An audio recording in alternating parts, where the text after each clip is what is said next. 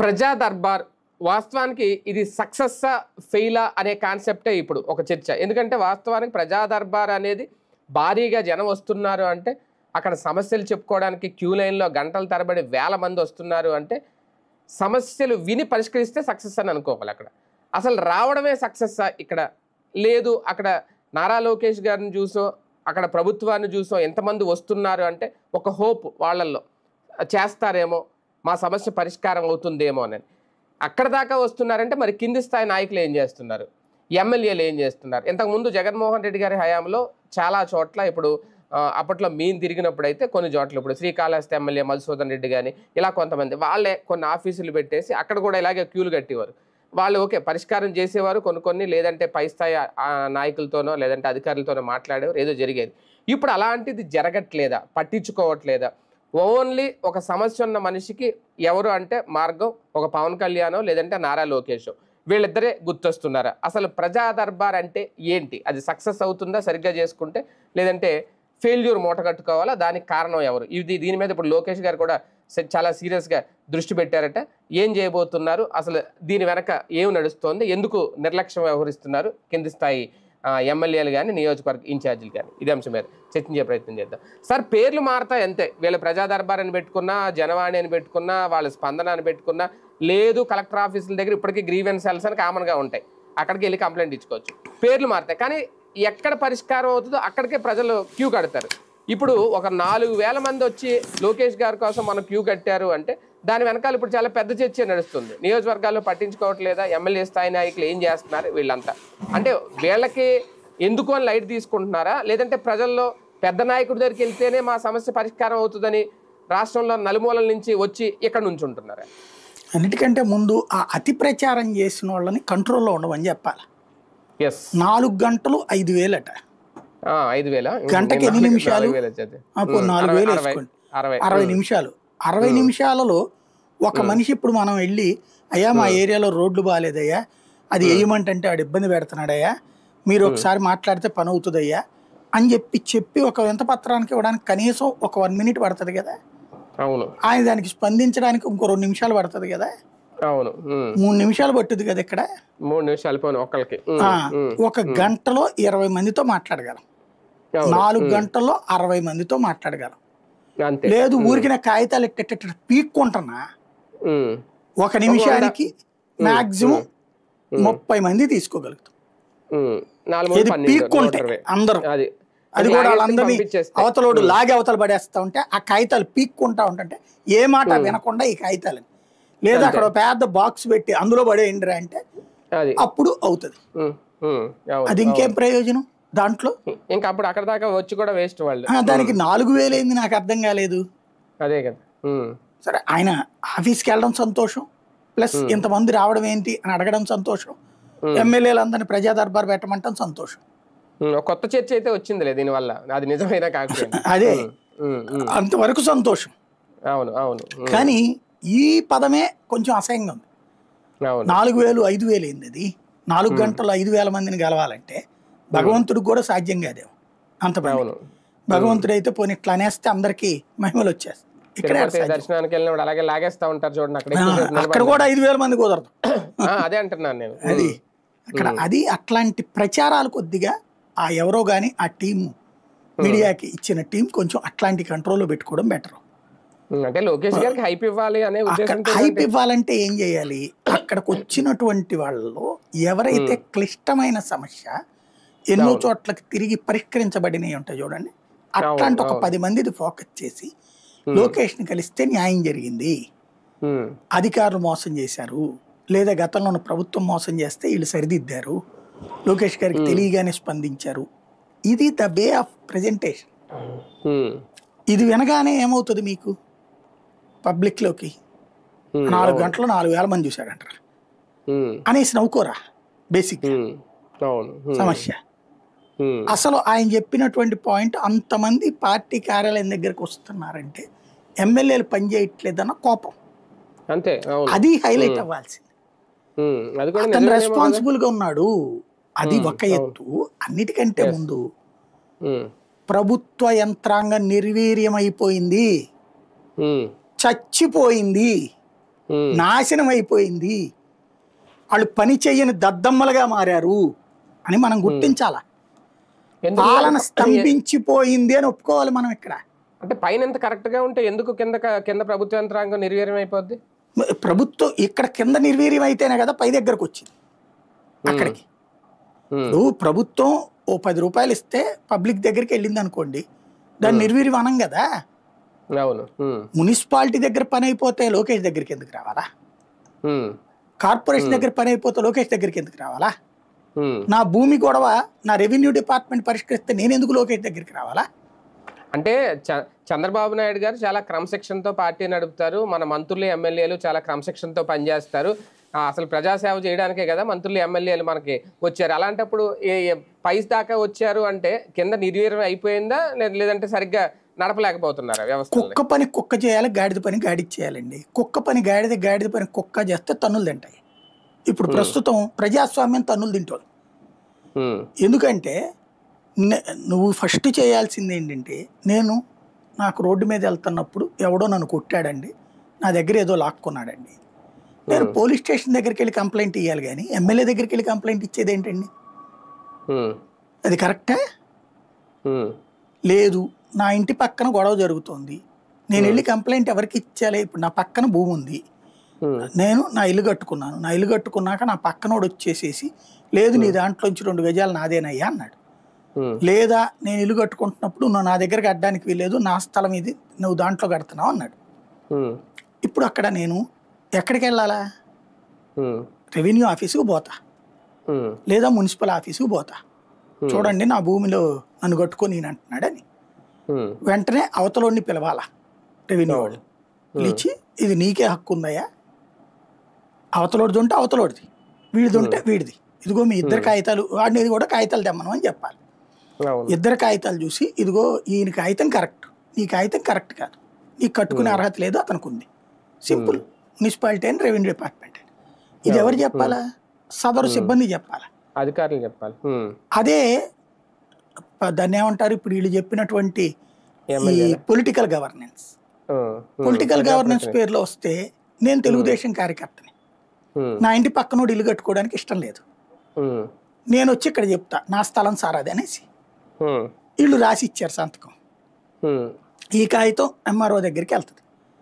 ఎంఆర్ఓకి తెలుసు అది అవతల వాళ్ళదని, కానీ పైనుంచి లెటర్ వచ్చిందని చెప్పి నువ్వు అడ్డానికి వీలేదా, పైనుంచి కూడా వీళ్ళు అడ్డుపడుతున్నారు అంటాడు. అప్పుడు ఎవరిని తిట్టుకుంటారు? ఇది ఏ డిపార్ట్మెంట్కి ఆ డిపార్ట్మెంట్లో దాన్ని 3 అంచెల వ్యవస్థ తేవాలి. సింపుల్ లాజిక్ అర్థమయ్యేలా చెప్తాను. నేను ఇంతకుముందు కూడా చెప్పా ఒకసారి, 2004 టైంలో ఈ TV9 స్టార్టింగ్ టైం అప్పుడే ఒకసారి గుర్తుకు తెచ్చుకుంటే కరప్షన్ మీద ఒక పెద్ద యుద్ధం చేశాం మేము. అప్పుడు అనేక మంది కరప్షన్ ఆపరేషన్స్, అంటే నేను 2003 నవంబర్లో జెమినీ అప్పుడు తేజ న్యూస్ అంటే సన్ నెట్వర్క్ మానేశా, రిపోర్టర్గా రీజనల్ రిపోర్టర్ ఉండి TV9లో ఆ రోజు జాయిన్ అయిపోయా. ఆ రోజు నుండి ఛానల్ లైన్లోకి వచ్చింది January 14, 2004 అనమాట. ఈలోపు ఏంటయ్యా అంటే హిడెన్ ఆపరేషన్స్ ప్లాన్ చేసుకుని కెమెరా పంపిస్తున్నాం, కెమెరామెన్ పంపించారు, కెమెరాని పంపించారు, బటన్ కెమెరాలు, స్పై కళ్ళజోడు కెమెరాలు, ఇట్లాంటి రకరకాలు, బయటోడికి కెమెరా అని తెలియకుండా. అట్లాగే మేమే ఈ సంచులకు బొక్కలు పెట్టి చిన్న కెమెరాలు పెట్టుకుని చేసినవి కూడా ఉన్నాయి. ఇలా కెమెరాలు చేసినప్పుడు ఒక ఇది చేశాను నేను, విజయవాడ MRO కార్యాలయంలో కేసీఆర్కి రెసిడెంట్ సర్టిఫికేట్ తీసుకున్నా. మా ఇంటి అడ్రస్ ఇచ్చా, నాది దానికి ఇది కావాలన్నారు, కరెంటు బిల్లు కానీ అది నేను అద్దెకుండే ఇంటిది కరెంటు బిల్లు ఉంటుంది కాబట్టి ఆ బిల్లు ఇచ్చా. దాంట్లో కేసీఆర్ అని ఏం లేదు, మా ఇంటికి అలా ఆయన పేరే ఉంటుంది. కానీ అక్కడ ఒక యాడ్ చేసుకున్న డబ్బులు ఇచ్చేసాం కాబట్టి 100 రూపాయలు దానికైనా ఖర్చు. 100 రూపాయలకి రెసిడెంట్ సర్టిఫికేట్ కేసీఆర్ మా ఇంటికి వచ్చింది, మా ఇంట్లో ఉంటున్నట్టు. కేసీఆర్ మళ్ళీ నేను అక్కడ తెలంగాణ రాష్ట్ర సమితి పార్టీ బీట్ రిపోర్టర్కి ఫోన్ చేసి కేసీఆర్ పూర్తి పేరు, కేసీఆర్ అమ్మా నాన్నల పూర్తి పేరు, వాళ్ళ సొంతూరు పేరు అన్నీ డీటెయిల్డ్గా తీసుకున్నా కరెక్ట్గా, అక్షరం పొలిపోకుండా ఇవన్నీ పెట్టా. రెసిడెంట్ సర్టిఫికేట్ అంటే ఏంటి? ఇంట్లో అద్దెకు ఉండటం. అంతే కదా, ఎక్కడ ఉంటున్నావు అని. అంతే దేనికయ్యా ప్రూఫ్ అంతే. దేనికనేది కూడా ఎవరు అడగలేదు అక్కడ. అడగరు. ముందు అయితే 4-5 రోజుల పాటు మామూలు జనంలో నుంచి చూసా, ఎవడన్నా అక్కడ మాట్లాడతాడేమో అని. ఏం లే, ఎవడు సమాధానం చెప్పేవాళ్ళు లేడు. ఎంఆర్ఓ గారు లేరు, ఆర్ఐ గారు లేరు, ఎవరు లేరు. చివరికి ఈ డబ్బులు ఇస్తే బంట్రోత్తో పని అయిపోయింది. రేపు వచ్చి తీసుకో అన్నాడు. 2వ రోజు వెళ్తే బంట్రోత్ ఇచ్చేసాడు కాగితం. అది జరిగిన తర్వాత అది ఈ నేను చెప్పిన ఈ గ్యాప్ పీరియడ్లో రికార్డ్ చేసి పెట్టుకున్నాం. ఛానల్ లాంచ్ అయ్యాక కొన్ని రోజులకు వేసాం, 3వ రోజుకు, 4వ రోజుకు, 5వ రోజుకు. అది కూడా కాస్త పబ్లిక్ క్యాచీగా ఉండటం కోసం అని చెప్పి కేసీఆర్ తెలంగాణ ఉద్యమ నాయకుడు కదా, ఆయన అసలు చరిత్ర తెలుసా మీకు, ఆయన ఆంధ్రవాడు, బెజవాడలో ఉంటాడు తెలుసా అంటూ ఇది పెట్టాం. ఎందుకంటే క్యాచ్ అవ్వాలి కాబట్టి దాన్ని. తర్వాత ఇదిగో ఇట్లా 100 రూపాయలతో కేసీఆర్ రెసిడెన్సీ మార్చి పడేశారు ఎంతసేపు అని. అప్పుడు ఒక జాయింట్ కలెక్టర్ గారు నాకు ఫోన్ చేశాడు అనమాట. ఇప్పుడు తెలంగాణ క్యాడర్లో ఉన్నాడు ఆయన, చీఫ్ సెక్రటరీ, ప్రిన్సిపల్ సెక్రటరీ ఆ క్యాడర్లో ఉన్నారు, మనం రిటైర్ అయినట్టున్నారు ఆయన. ఆయన ఫోన్ చేసి సాయి గారు ఆ బంట్రోత్ని అతన్ని సస్పెండ్ చేస్తున్నాం అన్నాడు. అదేం సార్ అన్న, మీరు కోరుకుంది అదే కదా అన్నాడు. నేను అది ఎందుకు కోరుకుంటాను సార్ అన్న. మరి మీరేం కోరుకున్నారు అన్నాడు. అంటే మీరు TV9 ఎఫెక్ట్తో ఒకటి ఉద్యోగం పోయింది, సస్పెండ్ చేశారు అనినే కదా మీరు కోరుకునేది అన్నాడు. నేను అట్లా కోరుకోవట్లేదండి, ఈ సమస్యకు పరిష్కారం కావాలి నాకు అంటే. సరే అయితే ఒక్కసారి ఆఫీస్కి రండి అన్నారు. వెళ్ళాను. వెళ్ళాక అసలు మీరేం ఎక్స్పెక్ట్ చేస్తున్నారు, ఇప్పుడు నేను ఎంఆర్ఓ ఆఫీస్లో 6 రోజులు తిరిగాను సార్ అక్కడికి, ఒక సర్టిఫికెట్ కావాలని చెప్పేసి, అంటే దీని గురించి ఈ హిడెన్ ఆపరేషన్ కోసం. ఎవరిని అడిగినా ఆయన ఎంఆర్ఓ గారు రావాలంటే ఎంఆర్ఓ గారిని అడిగితే వాళ్ళని బట్టి మాట్లాడంటాడు, అరైన్ అంటాడు. ఇట్లా తిరుగుతున్నారు తప్పించి నేను వెళ్తే నా అప్లికేషన్ తీసుకునేవాడు ఒకడు ఉండాలా, అది ఇన్ని రోజుల్లో ఇస్తానని చెప్పాలా, రిసిప్ట్ ఇవ్వాలా, ఆ తర్వాత అన్ని రోజులకి ఇవ్వచ్చు ఇవ్వకపోవచ్చు, రిజెక్ట్ అవ్వచ్చు, రిజెక్ట్కి రీజన్ రాసి ఇవ్వాలి, అప్పుడు పై అధికారి దగ్గరికి వెళ్ళేటట్టు అవకాశం ఉండాలి. అసలు ఇదేం లేకపోతే ఎలా సార్, ఇది లంచం ఇస్తేనే పని అవుతుంది అంటే ఎట్లాగ సార్ అంటే, కరెక్ట్ మీరు అన్నది, నాకు ఒక టైం ఇవ్వండి కొంచెం అని చెప్పారు. నేను సరే అతను మాత్రం సస్పెండ్ చేయబాకండి సార్, అతను కడుపు కొట్టాల్సిన అవసరం మాకు లేదు, అతను 100 రూపాయలు ఏముంటుంది అని చెప్పాను. ఎనఫ్ అయిపోయింది. తర్వాత ఒక 3 నెలల తర్వాత నాకు అధికారి ఫోన్ చేశారు, ఒకసారి ఇప్పుడు ఎంఆర్ఓ ఆఫీస్కి వెళ్ళండి, వెళ్ళి మీరు కోరుకున్నది జరిగిందో లేదు చూడండి అన్నారు. నేను వెళ్ళా. అక్కడ ఒక రిసెప్షన్ పెట్టారు. ఆ రిసెప్షన్ దగ్గర బోర్డు పెట్టారు, ఎన్ని రోజుల్లోపు ఏ సర్టిఫికెట్లు ఇవ్వబడతాయి. అక్కడ తీసుకోవడానికి మనిషిని పెట్టారు, అలాగే రిసిప్ట్ ఇచ్చేటట్టు ఒక కంప్యూటర్ పెట్టారు. ఆ తర్వాత అదే సిస్టమ్ ఈ సేవ ఆర్ మీ సేవ అయినాయి. మీ సేవ తర్వాత ఈ సేవ. బెజవాడ గాంధీనగర్లో పెట్టిన ఎంఆర్ఓ ఆఫీస్లో పెట్టినటువంటి సిస్టమ్ తర్వాత రాష్ట్ర వ్యాప్తంగా అమలైంది. ఇది కరప్షన్ అనేటటువంటి దాని విషయంలో మనకు ఉండాల్సిన బుర్ర ఒకటి. రెండవది అక్కడ పరిష్కారం ఆలోచన. ఇప్పుడు నేను ఈ ప్రజాప్రతినిధుల దగ్గరికి వెళ్ళాలని ఇప్పుడు ప్రభుత్వం అనుకుంటే అట్లాగా, అదే కదా, ప్రభుత్వం అనుకోకూడదు అట్లాగా ప్రజాప్రతినిధుల దగ్గరికి రావాలని. ఎప్పుడు రావాలి అది? అధికారి నిర్లక్ష్యంగా వ్యవహరించి నీకు అన్యాయం చేస్తే, నిర్లక్ష్యం విషయంలో కూడా పై అధికారి దగ్గరికి వెళ్ళేటట్టు పెట్టు. అన్యాయం చేస్తే అంటే ఫర్ ఎగ్జాంపుల్ నీ స్థలాన్ని ఎవడికో రాసి ఇచ్చేస్తున్నాడు, లేకపోతే నీకు రావాల్సిన సర్టిఫికేట్ ఎవడికో ఇచ్చేస్తున్నాడు, నీకు రావాల్సిన ఆస్తి ఎవడికో అప్పచెప్తున్నాడు, అలాంటి వాటిట్లో పట్టుకోవాలి, తప్పే లేదు అది. బేసిక్గా నేను ఒప్పుకుంటా దాన్ని. కానీ ఎప్పుడైతే నువ్వు రాజకీయ పాలన అన్నావో ఇది జరుగుతుంది. ఇప్పుడు నిన్న కూడా ఎమ్మెల్యేలు ఎందుకు దర్బార్లు పెట్టట్లేదు అన్నారు. ఎమ్మెల్యే దగ్గరికి వెళ్ళాడండి, ఓ తెలుగుదేశం వ్యక్తి మీదన, ఒక సామాన్యుడు, అతనేమి పార్టీ వాడు కాదు, తన ఓటరు, బట్ అక్కడ ఒక తెలుగుదేశం కార్యకర్త వల్ల తనకు అన్యాయం జరుగుతుంది. ఎమ్మెల్యే పరిష్కరిస్తాడు, అది సమస్య సాల్వ్ అవుతుంది. అది దెన్ అప్పుడు ప్రజాస్వామ్యం ఉన్నట్ట, రాజ్యాంగం పనిచేస్తున్నట్ట. ఎలాగ మీరు అట్లా పెడతారు?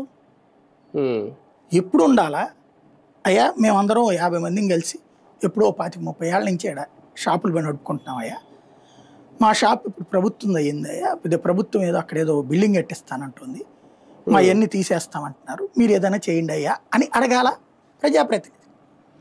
అప్పుడు ఆ ప్రజాప్రతినిధి ఆ అధికారులు కేకేసి వాళ్ళందరికీ, లేకపోతే మీరు ఎన్ని అంతస్తులు కట్టాలనుకున్నారా, 5 అంతస్తులు కడదాం అనుకో, లేదు 2 అంతస్తులు కడదాం, 5 అంతస్తులు కట్టండి, వీళ్ళందరికీ అందులోని షాపులు ఇవ్వండి అని చెబితే అది జెన్యూన్.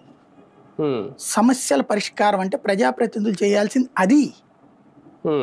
అంతే తప్పించి సెటిల్మెంట్లు చేయడానికే ప్రజాప్రతినిధులు. ఇప్పుడు ఇక్కడ సెటిల్మెంట్లు చేస్తే పర్ఫెక్టా?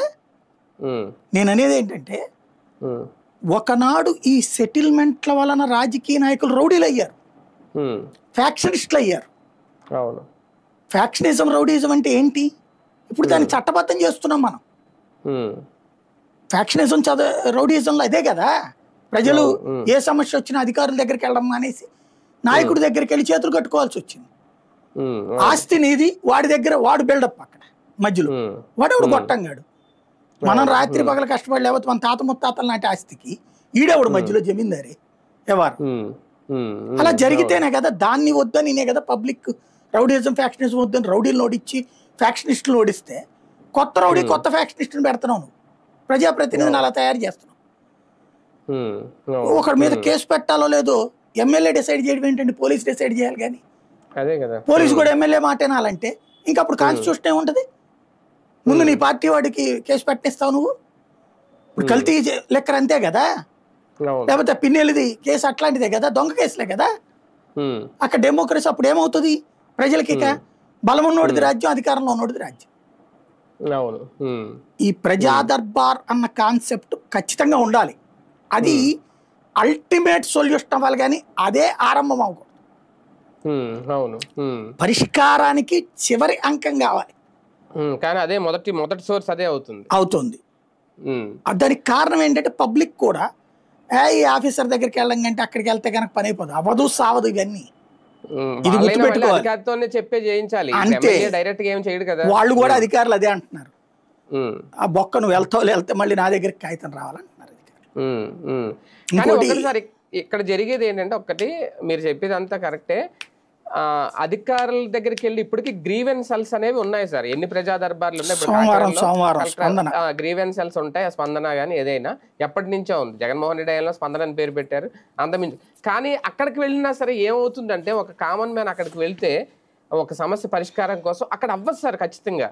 ఎందుకంటే అపోజిట్లో ఉండే వ్యక్తి ఎవడైతే ఉంటాడో వాడు ఖచ్చితంగా ఏ ఎమ్మెల్యే తోటో వాళ్ళ స్థాయిలో వాడు పొలిటికల్ ఇన్ఫ్లుయెన్స్ అయితే అక్కడ ఉపయోగిస్తాడు. దాంతో వీళ్ళు ఏం చేస్తున్నారంటే, గ్రీవెన్సెల్కి వెళ్ళే ముందు బదులు ఆ ఎమ్మెల్యే దగ్గరికి వెళ్తే బెటర్ కదా, లేదంటే ఆ ఎమ్మెల్యే ఆఫీస్ దగ్గర కూర్చుంటే బెటర్ కదా అని మళ్ళీ ఈ దర్బార్లకో వీటికో మళ్ళీ రావాల్సి వస్తుంది. అంటే అధికారికంగా అక్కడ ఉన్నా సరే పరిష్కారం చేయడానికి సెంటర్లు పెట్టుకున్నది అక్కడ అవ్వట్లేదు. దానికి ఏం చేయాలి? దానికి మళ్ళీ చేయాల్సింది ప్రభుత్వం, వీళ్లే కదా, ప్రజాప్రతినిధులే కదా. దానికి ఏం చేయాలి? అది ఓన్లీ పొలిటికల్ లిటిగేషన్ ఇష్యూస్లోనే, మిగతా వాటికి ఎక్కర్లా. ఇప్పుడు అక్కా చెల్లి గొడవ పడ్డారండి, ఆస్తి నాదంటే నాదనుకున్నారు. దాంట్లో ఎమ్మెల్యేకి ఏం సంబంధం? ఎంఆర్ఓ దగ్గరికి వెళ్తే, అమ్మ మీకు చట్టబద్ధంగా అయితే మీ ఇద్దరికి రాదమ్మా, అబ్బాయికి వస్తుంది, లేదా నీకెంత వస్తుంది నీకెంత వస్తుంది. ఇవి ఇక్కడ కదా జరగాల్సిన పరిష్కారాలు, అక్కడే జరగాలి. ఇవి చెప్పాల్సింది అక్కడే. అవును. బట్ ఇప్పుడు ఎమ్మెల్యే దగ్గరికి పోయినా కూడా మళ్ళీ ఎమ్మెల్యే ఏళ్ళతోనే చేయించాలి, ఆ పని చేయించాలి అంటోంది. అందుకనినే ఫస్ట్ కుక్క పని కుక్క చేయాలి, గాడిద పని గాడిద చేయాలి. కానీ ఇక్కడ చేయనివ్వట్లేదుగా. చేయనివ్వకపోవడానికి కారణం ఏంటంటే, మనం పొలిటికల్ గవర్నెన్స్ గొప్పగా అనుకుంటున్నాం. Political governance it self a highly damage issue. మీరు గుర్తుపెట్టుకోండి, నేను నా జీవితంలో మనం జర్నలిజం ఫీల్డ్ పరంగా కొన్ని 100,000 ఇష్యూస్ ఇన్వాల్వ్ అయ్యాం. అంతకుముందు ఫోకస్ చేసి వార్త వేసి సంబంధిత అధికారిని ఎలక్ట్ చేయడం మన బాధ్యత. ఏది? TV9కి ముందు మీడియా లేదా సమాజపు ఆలోచన TV9కి ముందు, TV9 తర్వాత అనాలి. అంతకుముందు journalism means only reporting. Public ఇష్యూని ఫోకస్ చేస్తాం, రిపోర్ట్ చేస్తాం, ప్రెస్ మీట్ అయినా ఏదైనా సరే.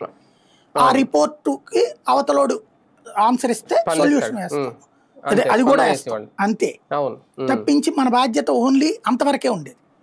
బట్ సామాజిక రుగ్మతలు లేదా సమాజంలోని సమస్యల పరిష్కారానికి కెమెరాని వెపన్గా చేసుకుని, టీవీ స్క్రీన్ని వెపన్గా చేసుకుని ప్రారంభించినటువంటిది ఏదైనా ఉందంటే మొదటి TV9.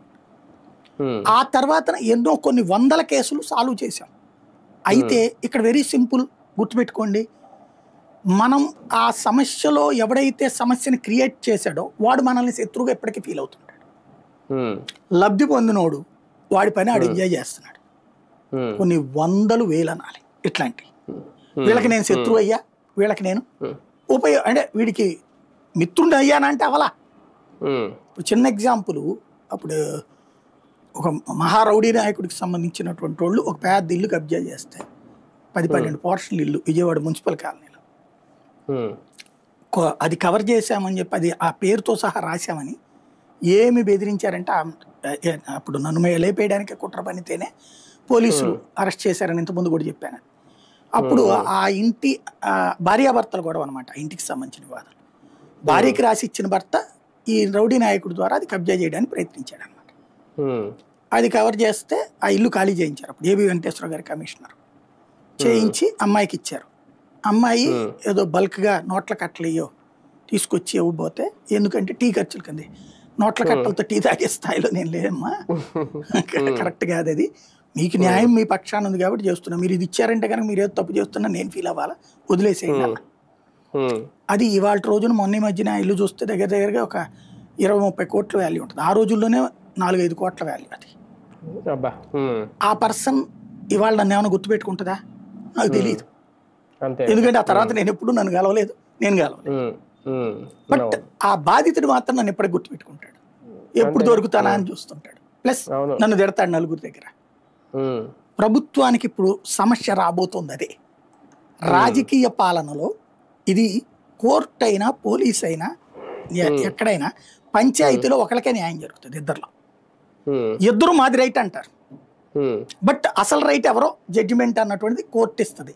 కోర్టు దాంట్లో చట్టబద్ధత ఉంది, పోలీస్ దాంట్లో చట్టబద్ధత ఉంటుంది. కానీ ప్రైవేట్ పంచాయతీలు నిజాయితీకి ఎంతవరకు గ్యారంటీ? ఇక్కడ తప్పు చేసినోడు కూడా ఆడది నీ తప్పురా అన్నాడు అనుకోండి, ఈ నా కొడుకులు ఎన్ని తప్పు చేయలేదు మమ్మల్ని అంటారా అంటాడు. వీడు ఏడుస్తాడు, ఆడు ఏడుస్తాడు. అదే కోర్టులో సామెత ఉంటది,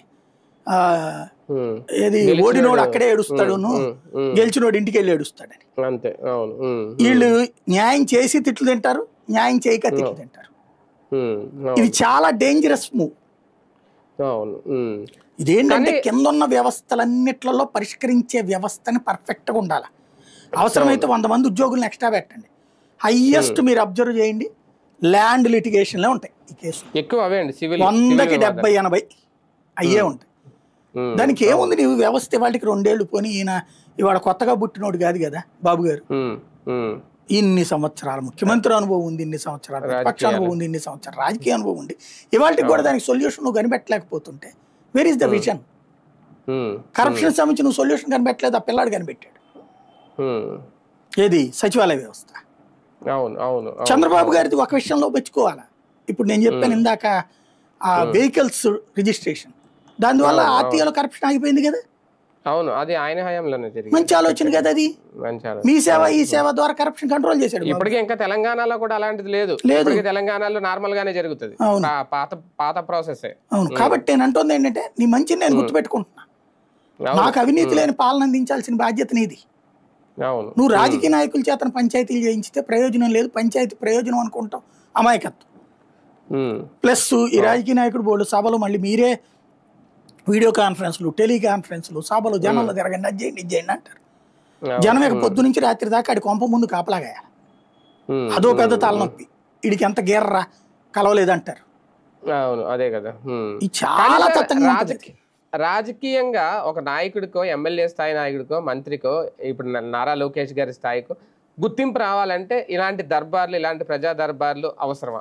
నేను చెప్పేది దర్బార్ వలన గుర్తింపు అంటే ఓ రౌడీనిజం గుర్తింపు వస్తుంది కానీ ఏమి రాదు. బికాజ్ వీళ్ళు పరిష్కరించలేరు కూడా. ఇద్దరు అన్నదమ్ముల మధ్య గొడవ వస్తే వీళ్ళేం పరిష్కరిస్తారు? అదేంటంటే వాళ్ళిద్దరూ కలిసి వస్తే పరిష్కారం తప్పించి ఒకళ్ళు వస్తే రెండో వాళ్ళని పిలిస్తే పంచాయతీ అవుతుంది. అవును. అధికార యంత్రాంగపు పనులు వీళ్ళు ఆదేశిస్తే పని జరగాలి.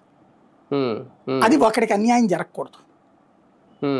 అలా లేకుండా చూడటం వీళ్ళ వెళ్ళట్టు అవుతుంది. ఇప్పుడు ఫర్ ఎగ్జాంపుల్ ఒక ఎమ్మెల్యే దగ్గరికి నేను వెళ్ళానండి, నేను చెప్తాను, సార్ మా ఇంటి వెనకాల ఆయన నన్ను ఇబ్బంది పెడుతున్నాడు సార్ అనేసి. నేను ముందు వెళ్ళాను కాబట్టి ఎమ్మెల్యే ఏమనుకుంటాడు, అవతల కొంచెం వార్నింగ్ ఏంటరా అంటాడు. ఎమ్మెల్యే చెప్పాడని పోలీసులు అధికార యంత్రంగా అడికెళ్ళి వార్నింగ్ ఇస్తాడు. వాడు నన్ను ఎక్కువగా ఇబ్బంది పెట్టింది ఏం కాదు, నేనే వాడిని ఏదో పెట్టాలనుకున్నా, అయిపోయింది. రేపటి నుంచి వాడు తిట్టుకుంటాడుగా నన్ను, రెండోది నేను ఆ కొడుక్కి భలే చేయించాలి నేను సంతోషపడతాను. నేనేమి ఎమ్మెల్యే మీద ప్రేమే ఉండదు నాకు. ఇది సింపుల్ లాజిక్. కానీ బాధిత వ్యక్తులకి మా ఎమ్మెల్యేని కలిసి సమస్య చెప్పుకున్నాను, లేదంటే మంత్రి గారు లోకేష్ గారిని కలిసి సమస్య చెప్పుకున్నాను అనే ఒక తృప్తి ఉండదా? ఖచ్చితంగా ఉంటుంది. ఏది ఇప్పుడు నేను చెప్పినటువంటి కోణంలో పరిష్కారం అయితే తృప్తి ఉంటుంది. పరిష్కారం కాకపోతే వీళ్ళు ఇందులో 5% కూడా పరిష్కరించలేరు. అవును. అప్పుడు ఏమవుతుంది? 95% మంది అసంతృప్తి అవరా. వీళ్ళ దగ్గర దాకా వచ్చారంటే అది పెద్ద లిటిగేషన్ అని అర్థం. గ్రౌండ్ లెవెల్ అయిపోయేదానికి వీళ్ళ దాకా ఎందుకు వస్తారు వాళ్ళు?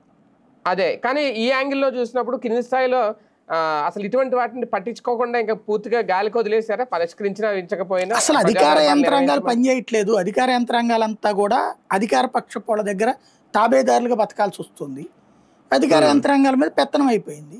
మనమే పొలిటికల్ గవర్నెన్స్ అన్నాక అక్కడ పరిష్కారం ఉండదు. అది చెప్తుంది నేను. 5% పరిష్కరిస్తారు, అది త్రూ పొలిటికల్ ఆస్పెక్ట్ లో. మిగతా 95% సమస్యలు అట్టాగే ఉంటాయి. అంటే కనీసం అధికారులతోనే మాట్లాడి అక్కడ న్యాయం జరిగేలా చూడాల్సిన బాధ్యత అక్కడ చేస్తారు. 5% చేస్తారు. అంతేనా? అంతే. అంటే దీనికి ఇంకేం శాస్త్రం సింపుల్ చెప్తానండి మీకు. ఇక్కడ గుంటూరులో అదేదో మార్కెట్ ఉందట. మార్కెట్ ఎప్పటి నుంచినో ఉంది. దాన్ని లేదో బిల్డింగ్ కట్టించుకోవాలనుకుంటున్నప్పుడు కొత్త వాళ్ళకి ఇస్తున్నారు షాపులని. దాంతో ఈ పాత వ్యాపారస్తులు అందరూ కలిసేసి వస్త్ర వ్యాపారులు అనమాట. ఇది వస్త్రం కాదు, దాన్ని ఏమంటారు, కొనుక్కునేది ఈ సామాన్, ఉల్లిపాయలు ఇట్లాంటి హోల్సేల్, వాళ్ళు వేరే చోట పెట్టుకున్నారు. పెట్టుకుంటే ఈ మార్కెట్కి జనం రారు. ఈ కొత్తగా వచ్చినోడు ఇటు కొత్త వ్యాపారి. వాళ్ళు ఆల్రెడీ ఉన్న వ్యాపారుల దగ్గరికి ఆల్రెడీ కస్టమర్లు అలవాటు కాబట్టి అక్కడికి పోతున్నారు. సరుకు తెచ్చేవాడు, సరుకు కొనుక్కునేవాడు. ఈ నాయకులు ఏం చేశారు? ఈ వ్యాపారస్తులు అందరూ కలిసి వెళ్ళి ప్రజాప్రతినిధి దగ్గరికి పోయారు. పోతే అట్టగా అవతలోడు ఏదో వ్యాపారం పెడతానంటే వాళ్ళు ఆపేయండి. అవతల ఉన్న షాపుల వాళ్ళందరినీ ఆపేశారు, ఏడిపిస్తున్నారు వాళ్ళు. వాడేం సంతోషపడతాడు ఇప్పుడు? వాడు అది కూడా వ్యాపారం కొనుక్కున్నారు. వాళ్ళు స్థలం కొనుక్కున్న దాంట్లో వ్యాపారం చేయకుండా ఆపేశారు. అదే వ్యాపారం అది ఎక్కడ వస్తుంది? ఎలా కరెక్ట్ అవుతుంది? ఇక్కడ ఆల్రెడీ ఉన్న షాపులేమో లాక్కున్నారు. ఏది దాన్ని ఏమంటారు, ఇయర్లీ లీజులు పెంచుకుంటూ పోయేది ఉంటుంది కదా, కంటిన్యూషన్ టైం వచ్చినప్పుడు ఇవ్వకుండా వాళ్ళకి రెన్యువల్ చేయకుండా ఆపేశారు. ఆపేసి ఈ కొత్త నాయకుల చేతికి అప్పచెప్పేశారు. దాంతో ఇన్ని సంవత్సరాలు దశాబ్దాలుగా బతుకుతున్నాళ్ళు పెళ్ళాం బిడ్డలతో సహా దాని మీద వాళ్ళ వ్యాపారం ఒకసారిగా రోడ్డును పడాల్సి వచ్చింది. దానికి పరిష్కారంగా వాళ్ళు ఏం చేస్తున్నారు? లేకపోతే అద్దెలు వీళ్ళకంట 10,000 రూపాయలు అయ్యేదానికి 1,00,000 రూపాయలు 2,00,000 ఇవ్వాలట. ఈ గొడవ అంతా ఎందుకని వాళ్ళు వేరే చోట స్థలం కొనుక్కుని మరి అందరూ అప్పులు చేసి బ్యాంకు లోన్స్ తీసుకుని కట్టుకుంటే దానికి ఇప్పుడు టోటల్గా క్లోజ్ చేయించేశారు పోనీయకుండా.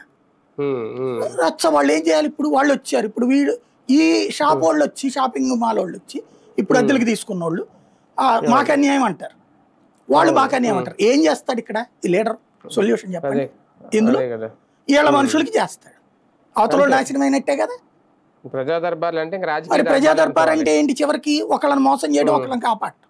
అది పొలిటీషియన్ చేస్తే నీకు పైన సొంత ప్రెస్ అవుతుందా? అదే కదా.